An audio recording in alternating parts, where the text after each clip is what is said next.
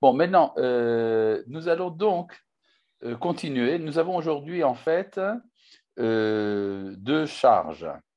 La première, c'est de finir avec le texte de la Torah bête qu'on avait commencé la dernière fois. Et si nous avons le temps, nous commencerons la Torah Gimel. Alors, je tiens à rappeler de quoi parle ce texte que nous sommes en train d'étudier. Le titre de l'enseignement ici de Rabbi Nachman, c'est Emor et la Kohanim. Ça correspond au verset Emor et la Kohanim bene Aaron, ve'amarta alem le nefesh lo itama be'amav. Dieu dit à Moshe, dit aux Kohanim, qui sont les fils d'Aaron, tu leur diras de ne pas se souiller l'âme, et c'est-à-dire de ne pas toucher à un mort. Et ce verset sera expliqué à la fin du chapitre. De plus, il y a ici un enseignement de Rabba bar Chana qui est censé être expliqué également par tout ce que nous avons étudié. Alors, je tiens à rappeler, qu'est-ce que nous avons étudié? Nous avons étudié que la force principale du Mashiach, c'est la prière.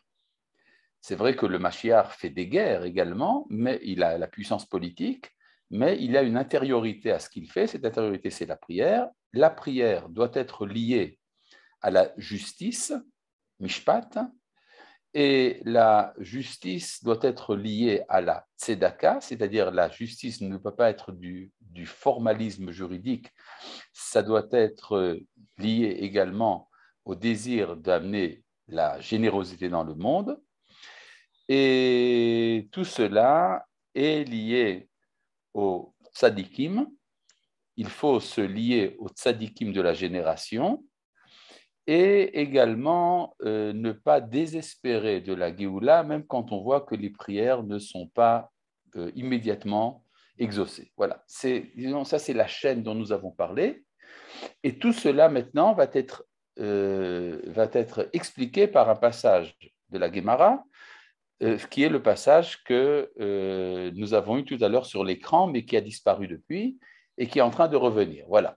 C'est Rabba bar Chana. Il faut remonter un peu dans la page. Ah, voilà, c'est là. Nous y sommes. Non, voilà, nous y sommes. Vézé chez Amar Rabba bar Chana. Alors, je ne sais pas si vous voyez là où écrit Vézé. C'est pas, voilà, c'est là. Vézé chez Amar Rabba bar Chana. Et c'est ça que disait, tout ce que nous avons vu, c'est dit dans l'enseignement de Rabba bar Chana. Hazina lehai kvara. J'ai vu. Ah non, il faut remonter un peu. Ah, d'accord. Non, il y a ici voilà, le texte de Rabba bar Chana, pour des raisons qui m'échappent, n'est pas imprimé. Il n'est pas imprimé. Dans cette édition-là, vous avez sauté 5 lignes. Alors, je vais lire le texte en araméen et le traduire, et après, nous allons comprendre l'enseignement de Rabbi Nachman.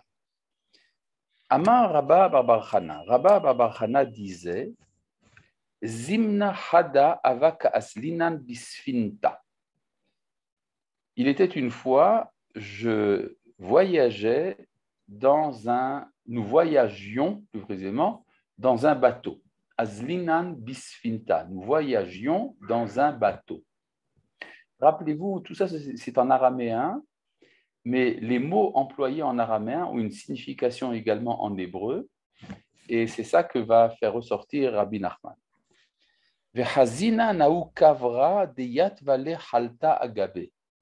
Et nous avons vu un gros poisson, kavra, c'est un poisson, sur lequel il y avait un amoncellement de sable. Vekadha agma il avait, et des roseaux poussaient sur son dos. Savrina Nyabeshtaou. Alors nous avons cru que c'était une île. Vesalkinan. Et donc nous sommes montés sur le poisson en question. Ve'afina nuvashlina nagabe. Et nous avons cuisiné sur son dos. Ve'chadham gabe ithaper. Et lorsque son dos s'est réchauffé, alors il s'est renversé. Ve'ilav dehava mikarva sefinta. Et si le bateau n'avait pas été proche, Hava Tav'inan, nous aurions été noyés. Voilà. C'est-à-dire, c'est une belle histoire. Je reprends donc, il y a un énorme poisson sur lequel il y a du sable. Sur le sable poussent des plantes. Et donc, nous avons cru que c'était une île. Nous avons fait de la cuisine sur l'île. Ça a réchauffé le dos du poisson qui s'est retourné. Et alors, s'il n'y avait pas la présence, la proximité du bateau, alors on aurait été noyé. Voilà. Alors maintenant, nous allons passer à l'interprétation mot à mot que donne Rabbi Nachman. Veze she'amar Rabba bar bar Chana. Et c'est ça que disait Rabba bar bar Chana. Chazinan lehai kavra, j'ai vu ce poisson. Nous avons vu un poisson. Kibe galutenu, parce que pendant le temps de l'exil, kiviachol akadosh baruch hu be'astarat panim. C'est comme si Dieu cachait son visage, cachait sa face. Kemo shekatuv, ainsi qu'il est dit, istarta panecha, tu as caché ta face. Shehu bechinat rahamim, la face, c'est la miséricorde. Ufana oref, shehu bechinat din, et il nous montre sa nuque qui est la rigueur. Et au lieu que le monde soit rempli de miséricorde, il est rempli de rigueur. Vechol tefilotenu ubakashatenu alze shepana oref elenu sheyachazor epanav. Et toutes nos prières et nos demandes concernent le fait qu'il nous montre sa nuque et qu'il revienne pour nous montrer son visage. Kemoshe katuv, pene elai, ainsi qu'il est dit, oriente-toi vers moi. Uchmoshe katuv, ainsi qu'il est dit, Yaher Hashem panav, que Dieu illumine sa face envers toi. Urshe anu roim et orech hagalut, et lorsque nous voyons la longueur de l'exil, uvechol yom anachnu tzoakim elav ve'einam noshaim, et nous crions vers lui tous les jours et nous ne sommes pas sauvés. Veyesh me'amenu bnei Israël shetoim chas v'shalom belibam, et il y a parmi nous, dans le peuple des enfants d'Israël, qui se trompent, que Dieu nous préserve, dans leur cœur, shekol atfilot emlarik, et qui pensent que toutes les prières sont en vain. Aval behemet, kol atefilot, mais la vérité est que toutes les prières, atzadikim shebechol dor vador, les justes qui se trouvent en chaque génération, hem alimotam ou mekimimotam, élèvent ces prières et les mettent et les érigent. Moshe Katuv, ainsi qu'il est dit, Vayakem Moshe et à Mishkan. Ainsi qu'il est dit, Moshe a érigé le sanctuaire, le tabernacle. C'est quoi le tabernacle? C'est l'ensemble des prières d'Israël. Umaalim kol shiafa ou shiafa ledurte, et mettent chaque organe à sa place. C'est-à-dire que chaque prière est un organe d'un grand organisme qui est le réceptacle de la présence de la Shekhinah, et donc il faut remettre les organes à leur place. Uvonim komata chez la Shekhinah meat meat, et ils construisent ainsi la stature de la Shekhinah petit à petit. Ad sheyishtalem shiur komata, jusqu'à ce que sa stature soit achevée. Az yavo Mashiach, c'est alors que viendra le Mashiach. Da Moshe, qui est Moshe, c'est-à-dire le Mashiach est l'expression d'un Moshe réussi. Moshe n'a pas réussi à rentrer en Eretz Israël, et le Mashiach sera celui qui va achever l'entreprise de Moshe. Veyashlimota, et la complétera la Shekhinah. Veyakimota bishlemut, et l'érigera en perfection. Voilà. C'est donc ça l'introduction pour comprendre cette histoire du bateau et du poisson. Veze perouche, et c'est ça que veut dire Hazina lehai kavra, nous avons vu ce poisson. C'est quoi le poisson? Ou bechinat tzadik ador. Le poisson, c'est le tzadik. Anikra dag, que l'on appelle poisson. Ze bechinat Moshe Mashiach. Et c'est lui qui ressemble à Moshe et au Mashiach à la fois. Pourquoi est-ce que le poisson, c'est le tzaddik? Rabbi Nachman ne le dit pas. Mais on peut dire d'une certaine manière, le poisson, c'est celui qui n'a pas peur de l'eau. Au contraire, il se sent à l'aise dans l'eau, il avance et il est protégé à la fois. Il a des nageoires, mais il a également des écailles. C'est exactement la condition du tzaddik dans ce monde. Il ne craint pas le monde et il est protégé et il avance. Donc, quand nous avons vu un poisson, c'est l'expression du tzaddik. Deyativ le halta agabe, et qui avait du sable sur son dos. Alors, c'est quoi le sable? Le sable, c'est les prières. Pourquoi? En hébreu, faire la prière se dit les halot. Atanu le halot panecha. Nous sommes venus invoquer ton visage. Donc, halta, qui veut dire le sable, veut dire aussi la prière. Hainu atefilot, she'anu mitpalelim, alze shekivyachol pana oref elenu. Et nous, ces prières que nous faisons à cause du fait que Dieu nous présente sa nuque au lieu de son visage. Yat vale, et il était installé. Hainu vayavu et mishkan el Moshe. Et c'est ce qui correspond à l'idée qu'on amène le sanctuaire à Moshe, c'est-à-dire que le tzaddik met en place les organes des prières, qui tsarich lehavi ou les kacher et atfila, les tzaddik shebador, parce qu'il faut amener et lier la prière au tzaddik de la génération.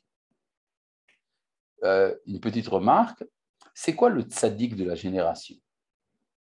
Alors, au temps de Rabbi Nachman, chacun disait « mon maître à moi, c'est lui le tzaddik de la génération ». C'est une mode qui continue jusqu'à aujourd'hui. On parle aujourd'hui de ce qu'on appelle le Gdol Hador. Le problème, c'est qu'il y a une quinzaine de personnes qui sont candidates à être le Gdol Hador. Et donc, est-ce qu'on n'est pas un peu en arrière? Alors ici, quelqu'un écrit, c'est Félicia qui dit « très actué », ce qui veut dire « très actuel ». Mais en vérité, ça n'a rien à voir, justement, parce que ça a cessé d'être actuel. Le Rav Kook dit que le tzaddik de la génération, c'est la collectivité d'Israël. Aujourd'hui, le klal Israël est réapparu dans l'histoire. Auparavant, il était dispersé. Chaque communauté avait son tzaddik. Aujourd'hui, il y a un tzaddik, c'est le klal Israël. Donc, il faut lier les prières au tzaddik de la génération, que, comme dit Rabbi Nachman, simplement il faut savoir que le tzaddik en question, c'est le klal Israël. L'eau ne serait-elle pas comparée à la Torah plutôt qu'au monde concernant le poisson? Oui, on peut dire ça aussi, mais ce n'est pas le cas. Vekadhe ala agma, et il y poussait des herbes. Ainu haneshamot abaim matefila. C'est quoi les herbes qui poussent? Ce sont les âmes qui viennent s'associer à la prière. C'est-à-dire que lorsque on fait la prière et que les prières sont ramenées au tzaddik de la génération, alors toutes les âmes sont concernées par cela et elles viennent s'associer. C'est ça, katre ale agma, c'est-à-dire les herbes poussent sur ce sable. Hainu haneshamot abaim matefila bechinat betulot acharea reotea, ce qui est dit dans le verset, ce sont les vierges qui viennent après elles. Qui a neshamot em nikraim asabim, parce que les neshamot sont appelés de l'herbe. Kemo shekatuv, ainsi qu'il est dit. Alors là, regardez le verset d'Ézéchiel, c'est génial. Revava ketsema hasade netatir. J'ai fait de toi une abondance des herbes des champs. C'est le prophète qui dit ça au nom de Dieu à la communauté d'Israël. La communauté d'Israël est comme un champ qui fait pousser une quantité énorme d'herbes. Les herbes du clan d'Israël, ce sont les âmes. Donc tout ça pour l'instant, tout ce que nous avons vu pour l'instant avec le poisson, le sable et les herbes qui poussent, eh bien tout ça c'est l'action de la prière. Et comme nous a dit Rabbi Nachman, les prières ça dure depuis très longtemps et pourtant il n'y a pas eu de Géoula, donc certains pensent par erreur que les prières ne servent à rien. Mais Savrinan Yabeshtahu, et nous avons cru que c'était de la terre ferme. Attention, c'est quoi ici terre ferme? Terre ferme en araméen, Yabeshta. Yabeshta, ce qui veut dire également desséché. Ça veut dire quoi? Desséchées, c'est-à-dire que les prières sont sèches, elles ne servent à rien. Aïnou, elles sont archi sèches. Aïnou, chez Atefilot, et non ose perot, c'est-à-dire que les prières ne donnent pas leurs fruits. Aval be'emet et noken, mais en vérité, ce n'est pas vrai. Et là, mais en vérité, salkinan ve'afinan ou bashlinan, nous sommes montés pour faire la cuisine. Haïnu, kolat filot, salkinan ve'olin, c'est les prières qui montent. Ve'chol ma shemarbin bitfila, nivna shrina beyoter. Et plus nous prions, plus la Shekhinah est construite. Ou Mechina et Atzma la zivug, et se prépare à la vie conjugale. C'est-à-dire qu'il y a une sorte de symbolisme conjugal entre Dieu et sa présence à lui, sa Shekhinah. Veze afinan ou vashlinan. Et c'est ça que l'on dit faire la cuisine. Pourquoi? Qui afia ou vishul, parce que faire la cuisine, c'est la préparation du repas, de la consommation. Les prinat zivug. Or, consommer est une manière de dire l'acte conjugal. Ainsi qu'il est dit, Ki malechem asher uochel, il ne privait Yosef que du pain qu'il mangeait, c'est-à-dire la femme de Poutifar. Vous voyez qu'il y a ici toute une association d'idées, une chaîne de symbolismes les uns après les autres. Mais ce qui est important, il faut toujours se rappeler, c'est l'idée. Qu'est-ce que veut dire Rabbi Nachman? Il veut dire, dans cette histoire de poissons et d'herbes et tout le reste, que la prière n'est pas inutile. Ce n'est pas utile d'ailleurs de supprimer le texte. À mon avis, il est bon de le laisser parce qu'à chaque fois, on va devoir le ramener. Alors, ça va faire encore un problème. Donc, ce que dit Rabbi Nachman, c'est que la prière n'est pas inutile malgré les apparences. D'accord? Bon. Pardon. Et lorsque s'achève la construction de toute la stature de la Shekhinah, Haïnu alidé rova tefilot, avec l'abondance de prières. Yichmeru rachamav, c'est alors que sa miséricorde s'éveillera. V'yitaper midat adin le midat arachamim, et la rigueur deviendra miséricorde. Veze kadham. Et c'est ça que veut dire Rabbi Bachana quand il dit quand il a fait chaud. Ça veut dire quand il a fait chaud, l'échauffement de la prière. Haïnu ka'asher ikamru rachamav, lorsqu'il s'échauffera sa miséricorde. Gabé ithapar. Alors, ça veut dire quoi? Que son dos s'est retourné. Alors, dans le texte, ça semble être un malheur, mais pas du tout. Haïnu sheyithaper midatadin et midat rachamim. C'est alors que la rigueur se retournera pour devenir de la miséricorde. C'est-à-dire, bon, alors ça veut dire que les prières, ça marche. Mais en vérité, c'est insuffisant. Rabbi Nachman a expliqué plus haut que c'est vrai que les prières sont efficaces, mais malgré tout, il faut quand même l'alliance que Dieu a conclue avec nos ancêtres. Dieu a conclu une alliance avec nos ancêtres qui fait que même si on n'a pas assez de mérite, la Géoula vient. Grande idée qu'on trouve déjà dans le Talmud, reprise avec force par le Rav Kook, qui est que la Géoula est une nécessité de l'histoire et donc elle arrive de toute manière. Et c'est pour cet élément-là que, de toute manière, il est nécessaire de faire intervenir l'engagement de Dieu envers nos ancêtres pour que la Géoula arrive. C'est ce que dit la suite du texte de Rabbi Nachman. Et si nous n'avions pas été proches du bateau? Alors, c'est quoi proche du bateau? Haïnu les ma'ani ha'esezot. C'est ainsi qu'il est dit dans Yeshayahu, c'est pour moi que je fais cela. C'est-à-dire, Dieu est intéressé à la Géoula. Sefinta, qui veut dire ici un bateau, veut dire également importance. En araméen, en hébreu, safoun. Safoun veut dire une personne importante. C'est un terme employé dans la Bible, un terme un peu rare, mais c'est ça que ça veut dire. C'est-à-dire nous sommes proches de l'important. Qui est important? C'est Dieu qui est important. Mais qu'est-ce qui est important pour Dieu? C'est de révéler son nom et d'accomplir sa promesse. C'est pour ça qu'il dit les Ma'ani et ses autres. C'est pour moi que j'agis. Kedeita ba midrash, ainsi qu'il est dit dans le midrash. Mi gdimani va shalem. Qui m'a précédé pour que je paye? Le mot lo est en trop.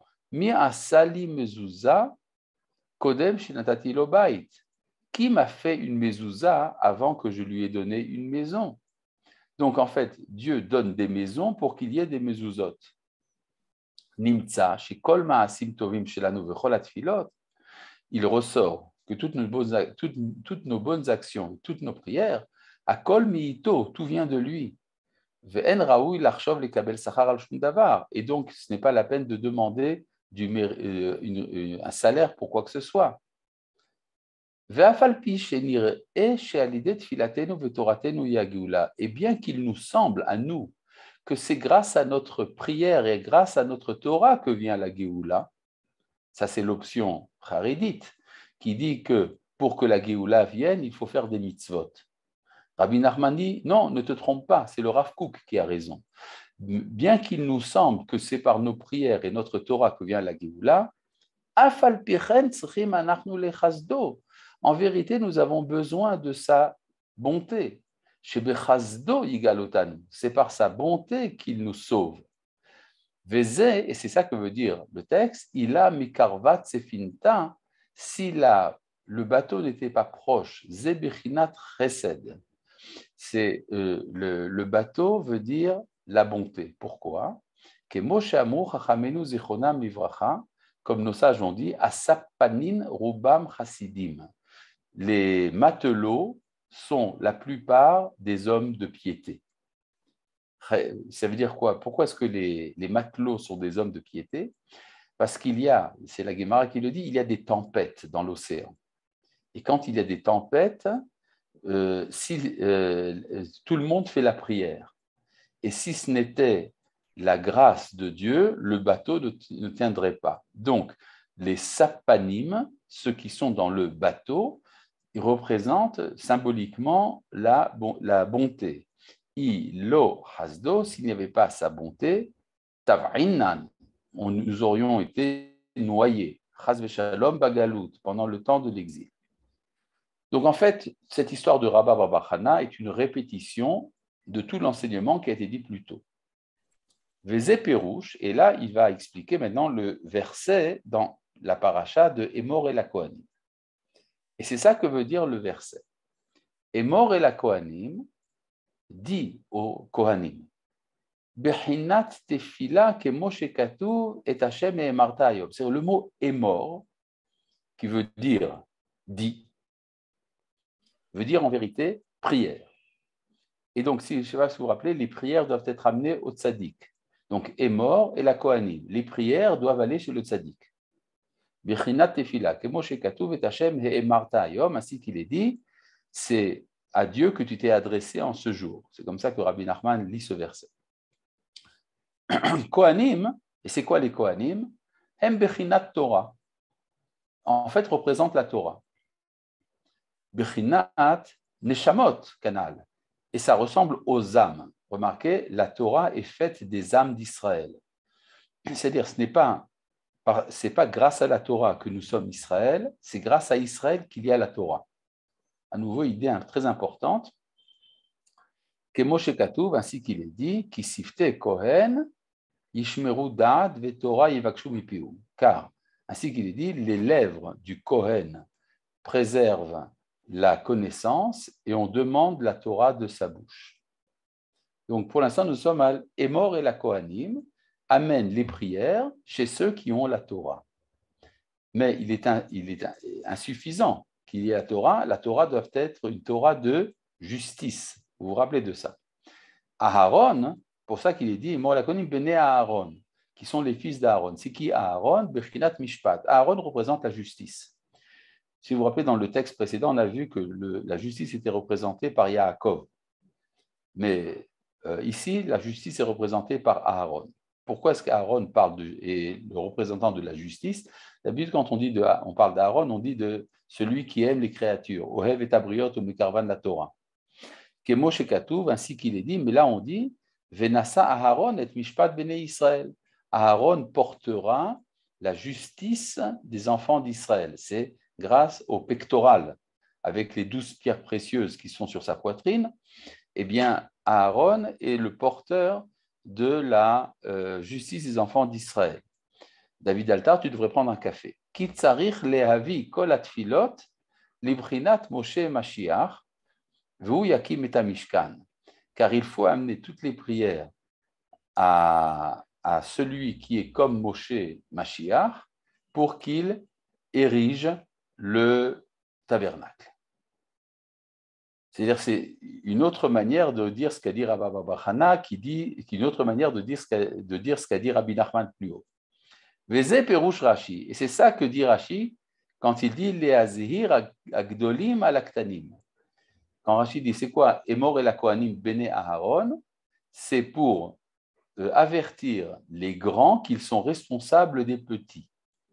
Alors c'est quoi agdolim alaktanim? Agdolim, c'est les grands, c'est Aïnou Tzadik Ador, c'est le Tzadik de la génération, Shu Bechinat Moshe Maor Agadol, qui représente Moshe, qui est le grand luminaire, Yazhir, il illuminera. C'est-à-dire le mot Leazhir ne veut pas dire avertir, mais il veut dire faire donner de la lumière, du mot Zohar.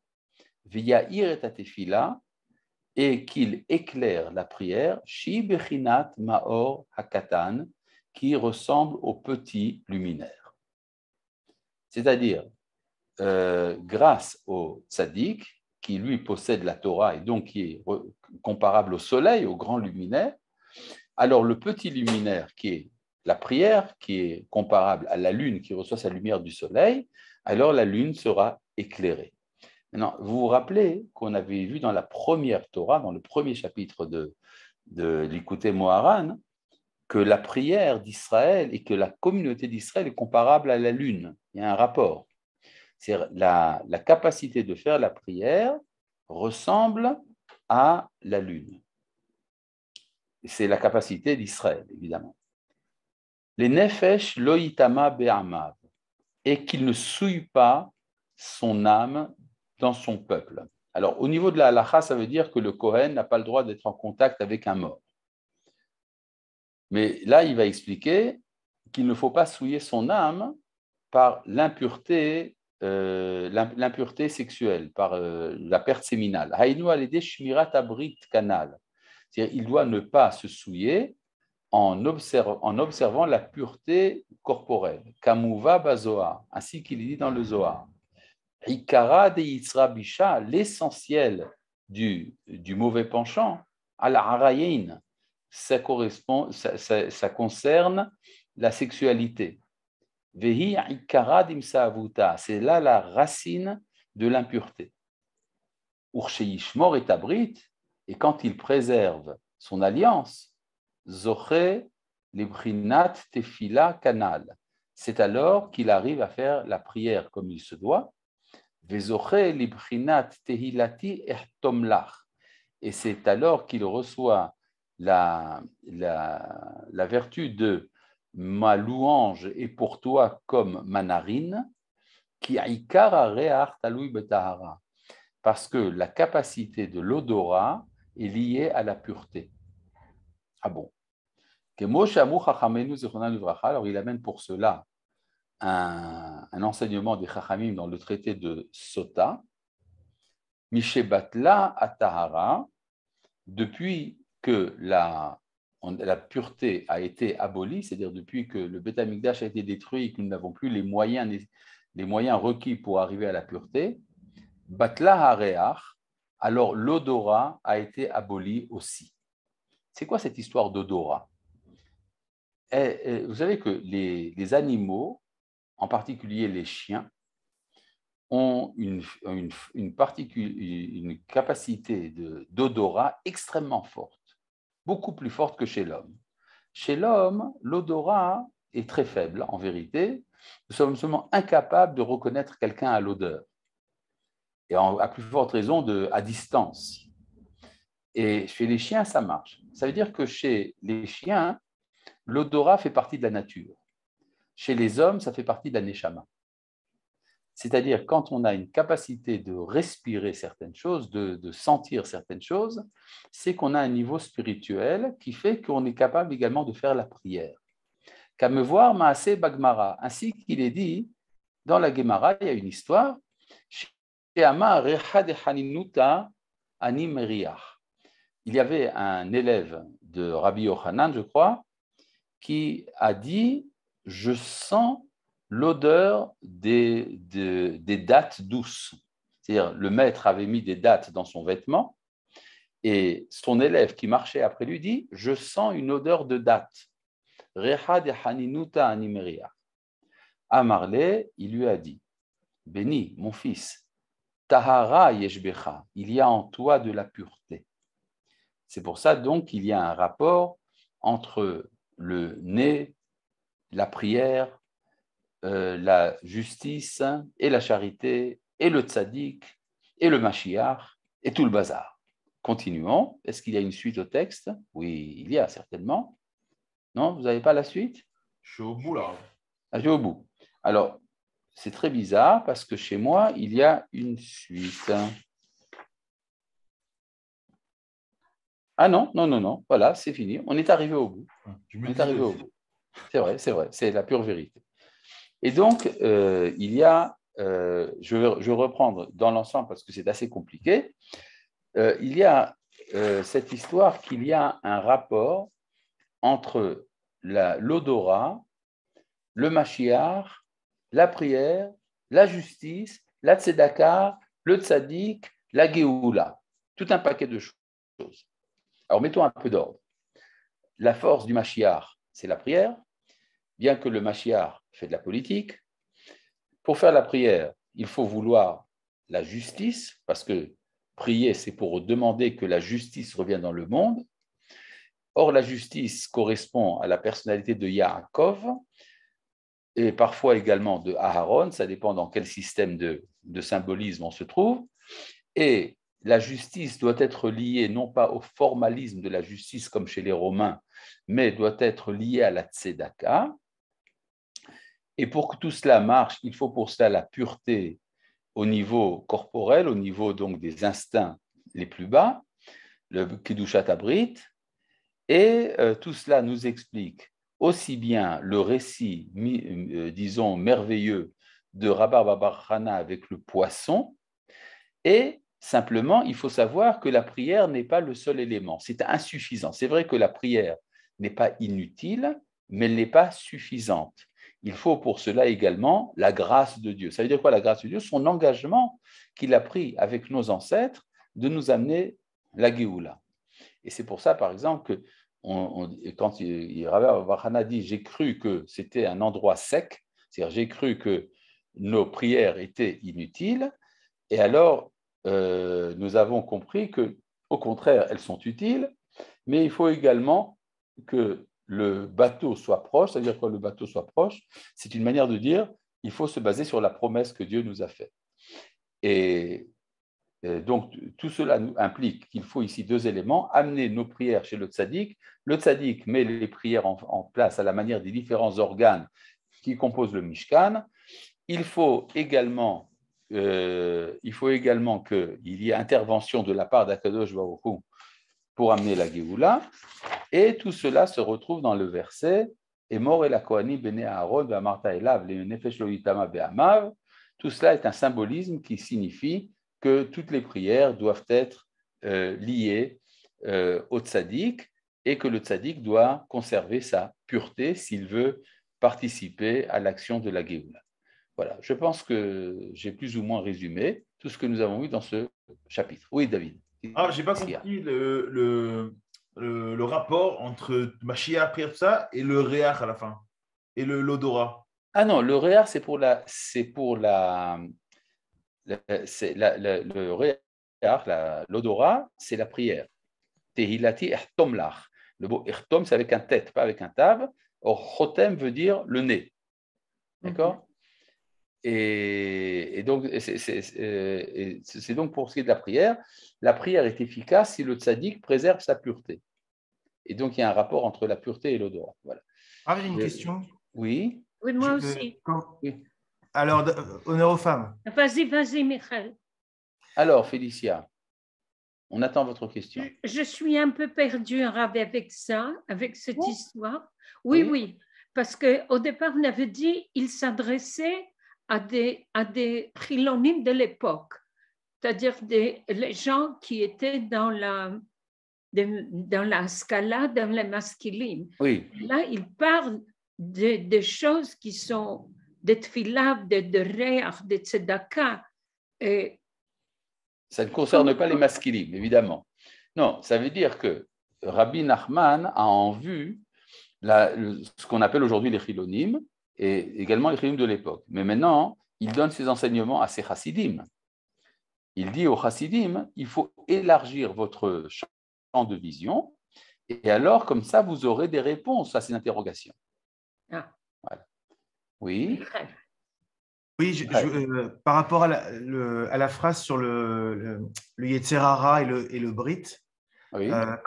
C'est quelque chose qu'il faut qu'on considère comme un absolu, c'est-à-dire que l'essentiel du Yetzer Hara, c'est la tentation du Brit, c'est ça. Et si on arrive à lutter contre ça, oui. C'est ce que dit, c'est le Zohar qui dit Tzadik, Denatir Brit ou Tzadik. Celui qui préserve le Brit, c'est lui le Tzadik. Ça veut dire qu'il est. Parce que, étant donné que c'est là qu'il y a le plus de vitalité, rappelez-vous que dans le judaïsme, il n'y a pas de démonisation de la sexualité, au contraire. Mais étant donné que c'est là qu'il y a le plus de vitalité, c'est donc là que l'enjeu est le plus fort. D'accord ? C'est, disons, vrai pour 95% des gens. Bon, évidemment, il y a encore d'autres manières d'être tzaddik. Et ça concerne aussi bien les hommes que les femmes Non, c'est les hommes. C'est les hommes. Oui, surtout. Oui. Pour Révet, tu as une question arabe? Oui, bien sûr, j'entends. Oui, Rav Sharki, je n'ai pas compris, s'il vous plaît, comment comprendre la signification que le Rav Kook attribue au tzaddik de la génération, qui, si j'ai bien écouté votre cours, représenterait le clan Israël. Oui. Comment le comprendre de cette manière-là dans la perspective de Rabbi Nachman? Ah, c'est très simple. C'est très simple. Rabbi Nachman vit à la fin de l'époque de la Galoute. Il est encore dans la Galoute. Il est encore dans l'exil, mais il prévoit que le monde va se transformer. Il voit déjà les premiers bourgeonnements de cela.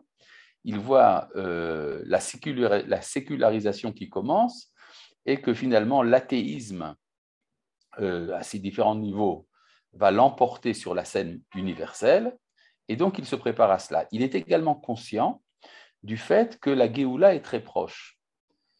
Et donc, il pose les jalons essentiellement dans l'être du tzaddik. C'est-à-dire, c'est le tzaddik qui, dans sa vie personnelle, doit comprendre toutes ces choses-là. Pour Rabbi Nachman, la communauté des chassidim qui sont autour de lui est incapable de comprendre ce qu'il dit. Il le dit plusieurs fois. Il dit à ses chassidim, vous ne comprenez rien à ce que je dis. Mais ça veut dire que s'il met quand même la théorie en place, ça veut dire qu'il comprend que cette théorie va devenir finalement applicable, elle va devenir relevante. Et effectivement, nous voyons qu'au temps du Rav Kook, des processus qui étaient uniquement dans la vie intérieure du tzaddik deviennent des processus qui concernent tout le klal. Entre autres, les remises en question, entre autres, les réflexions philosophiques, tout cela concerne maintenant la multitude. Et ce que fait, ce qui se passe au moment de la Géoula, c'est que le tzaddik, qui est un individu, redevient le klal, qui est la collectivité. C'est-à-dire des choses qui étaient vécues au niveau de l'individu seulement. Par exemple, pensez à un personnage comme le Rambam. Le Rambam portait dans toute sa personne tout le klal Israël à la fois. Il était capable de réfléchir à des questions de les guerres des rois d'Israël, au Beth Amikdash, au Sanhédrin. Tout cela était réuni dans une seule personne. Mais ça n'avait rien à voir avec la réalité. Dans la réalité, il y avait des bons juifs qui allaient à la synagogue, c'est tout. Et à partir du moment où nous rentrons à nouveau dans l'histoire, alors nous revenons maintenant à des problèmes d'État, de relations internationales, d'économie, d'éducation, d'écologie. Tout cela fait partie maintenant du domaine de la Kedusha. Or, tout cela est porté non pas par une personne, mais c'est porté par l'ensemble de la collectivité d'Israël, par le klal. Et donc, tout ce que dit Rabbi Nachman au niveau du tzaddik, maintenant, est transposé au niveau du Klal Israël. C'est pour ça que je dis toujours que Rabbi Nachman de Braslav, en fait, est un annonciateur, si on peut dire, de la pensée du Rav Kook, qui dit que le tzaddik auquel il faut se lier, c'est le Klal. Or, ce que fait le Klal aujourd'hui, il reconstruit la Shekhinah en bâtissant l'État d'Israël. Génial. Et le représentant du Klal oui. Étant l'État oui. d'Israël, est-ce qu'on peut dire à ce moment-là que l'exercice de la souveraineté de l'État d'Israël est l'expression aujourd'hui du commentaire de Rashi sur le passouk Emor al Kohanim, demande aux Kohanim de s'occuper, les grands s'occupent des petits. Oui, exactement. D'ailleurs, c'est extraordinaire de voir que dans la communauté internationale, quand il y a un conflit mondial, on s'adresse à l'État d'Israël. D'accord? Et on ne s'adresse pas au Rav Kadievski Zichrono Livracha, on s'adresse à l'État d'Israël, comme par hasard. Et Rav Cherki, j'ai encore une question ici. Oui. Vous parlez souvent de l'harmonie des valeurs. Est-ce que c'est dans cette idée-là, est-ce qu'on peut imaginer que les différentes portefeuilles de ministères qui existent dans le gouvernement, oui. Dans le gouvernement correspondraient au... Oui, ça c'est un travail à faire. Ça, je vous invite à faire une étude valeurs. Là-dessus. Oui, ça serait intéressant de voir. Oui. Mais ce n'est pas pour rien qu'il y a une sorte d'équilibre absolument permanent dans la politique israélienne. On n'arrive pas à trancher en faveur d'un camp ou de l'autre. Je pense que ce n'est pas un hasard. Ça veut dire que dans le plan de la providence, chacun a son mot à dire, même si c'est parfois désagréable. Voilà. Merci. Eh bien, merci à tout le monde. Merci à David. Et la prochaine fois, nous commencerons donc le 3e chapitre. Nous n'avons pas commencé. Voilà.